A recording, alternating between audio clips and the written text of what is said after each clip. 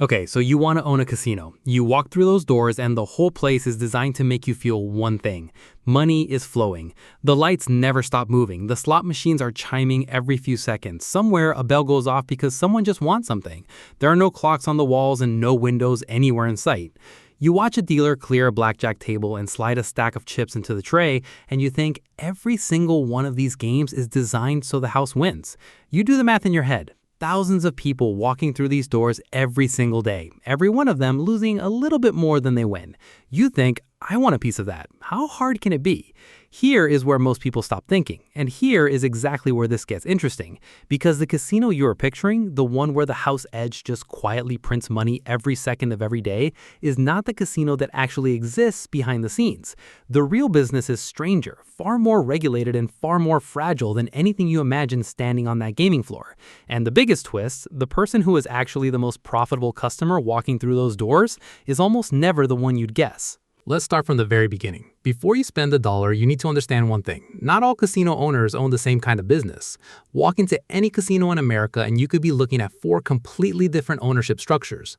And which one you're standing in changes everything about who actually keeps the profit. The first type is the commercial casino, a privately or publicly owned gaming company operating under a state gaming license, answering to shareholders, state gaming commissions, and local tax authorities all at once. The second type is the tribal casino, operated by federally recognized Native American tribes on sovereign tribal land under the Indian Gaming Regulatory Act, generally without the same state gaming taxes. The third type is the racino, a hybrid where a racetrack adds a casino floor tied directly to keeping live horse racing operations alive. The fourth type is the riverboat or dockside casino, a structure that exists purely because of historical legal loopholes requiring gambling to happen on water. Why does this matter? A tribal casino operator with no state gaming tax is in a fundamentally different financial position than a commercial casino operator handing over 20 to 40% of gaming revenue to the state. Let's say you decide to build one from scratch. You think you're buying slot machines and card tables. You are not. You are buying the gaming license itself, and many states more valuable than the building. In a market like New York or Massachusetts, the license alone can be worth tens of millions of dollars. You are buying the surveillance infrastructure, thousands of cameras covering every table, every machine, every doorway,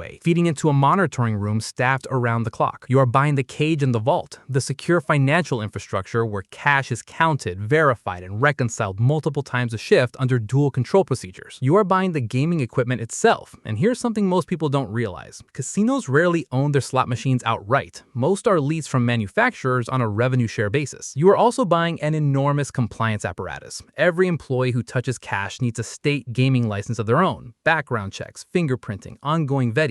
You need anti-money laundering systems that track and report any suspicious pattern of large cash transactions to federal regulators. And you need a state-mandated reserve fund, capital set aside and untouchable, proving you can cover a run of big payouts without becoming insolvent overnight. Here's what most people underestimate. The gaming license and the compliance infrastructure are often worth more than the physical casino floor itself. Building that regulatory relationship, passing background investigations, meeting capital reserve requirements can take years and tens of millions of dollars before a single dollar of revenue. That's why a full license transfer or an existing regional casino can sell for anywhere from $50 million to over $1 billion, depending on the market and license scarcity. If you're building a small regional casino with a modest gaming floor, no hotel attached, you're looking at $100 to $300 million for land, construction, gaming equipment, and licensing combined. If you're building a mid-sized property with a hotel tower and a few restaurants, the number jumps to $500 to $1.5 billion. And if you're talking about a Las Vegas Strip-style integrated resort, thousands of rooms, multiple casinos, entertainment complex, convention space, that number can exceed $3 to $5 billion. The licensing fee alone in a competitive state bidding process can run into the hundreds of millions, paid to the state simply for the right to operate before construction even breaks ground. And banks scrutinize casino financing more than almost any other commercial real estate deal because gaming revenue is the first thing consumers cut when the economy slows down. Now let's follow the money before it even reaches the gaming floor. It starts with a equipment manufacturers designing and certifying every single game before a regulator approves it for the floor. That certified machine is installed under a purchase agreement, typically $15,000 to $25,000 per unit, or far more commonly, a lease agreement where the manufacturer takes a cut of its earnings indefinitely. Table games require certified cards, dice, and chips, replaced on strict schedules and destroyed under supervision to prevent counterfeiting or marking. And behind it all sits the cash cycle itself. Money in through the cage, converted to chips, moved across the floor, and whatever isn't paid back out gets counted and reconciled before it's even recognized as revenue. Here's the part that surprises almost everyone. You'd assume the house edge alone explains where casino profit comes from. It doesn't, not entirely. House edge varies wildly by game. Blackjack with correct strategy gives a house as little as 0.5%. European roulette sits around 2.7%. American roulette closer to 5.3%. Slot machines range enormously, anywhere from 2% on a loose machine up to 15% on a tight one, and the casino can often choose which payout configuration to install. But house edge is a theoretical, long-run number. What actually shows up in revenue is the hold percentage, the real amount kept from the total money exchanged for chips over a shift.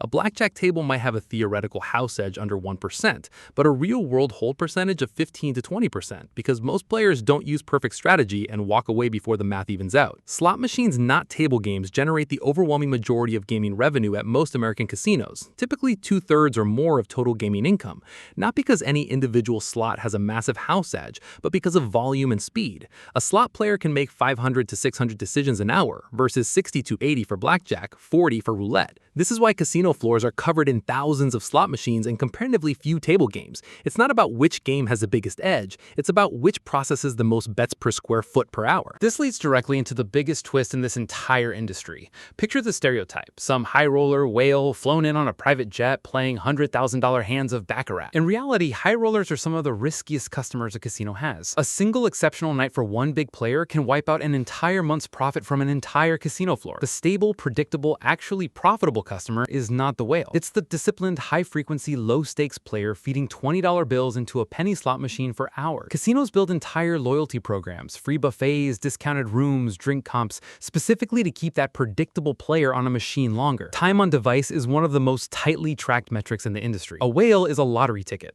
The regular player on the slot floor is the actual business model. Industry data shows the average commercial slot casino slot machine generates $150 to $300 in net revenue per day per unit. A casino with 2,000 slot machines can generate $300,000 to $600,000 a day from slots alone. Now compare that to a single high-limit table, sitting empty most of a slow weeknight, then swinging wildly the very next night depending on who walks in and how the cards fell. This is why chains like Caesars and MGM have spent 2 decades quietly shifting their business model away from pure gambling revenue. On the Las Vegas Strip specifically, non-gaming revenue, hotel rooms, restaurants, nightclubs, retail, live entertainment, now makes up more than half of total property revenue at many major resorts. A hotel room at a major resort casino often runs at extremely high occupancy specifically because rooms are priced to fill the property with guests who will spend money elsewhere on site. Nightclubs and day club pool parties at major strip properties generate tens of millions annually in cover charges and bottle service alone, margins that rival or exceed the gaming floor itself. Retail space inside a resort commands rents far above typical mall rates because foot traffic is essentially guaranteed 24 hours a day,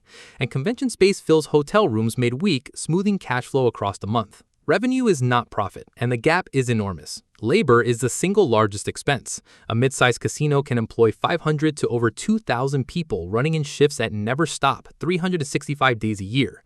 Utilities are staggering. A casino floor the size of several football fields, constant temperature, no natural light, thousands of illuminated machines can rack up electricity bills reaching millions annually. Marketing and player comps, free rooms, meals, event tickets, is a massive line item, structured as a percentage of each player's theoretical loss, returning a slice of expected losses back to the player. Regulatory compliance is relentless. Annual license renewals, mandatory audits, anti-money laundering upgrades, and a dedicated compliance department whose entire job is proving nothing improper is happening on the floor. Then there's a risk that keeps casino executives up at night: regulatory and financial crime exposure. Casinos handle enormous cash volumes, making them a target for money laundering schemes.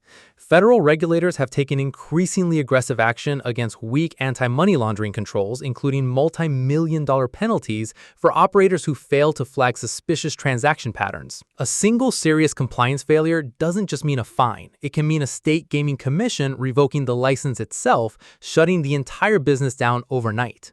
On top of that sits problem gambling liability. Most states now require funded responsible gaming programs, self-exclusion systems, and staff training to identify at-risk players.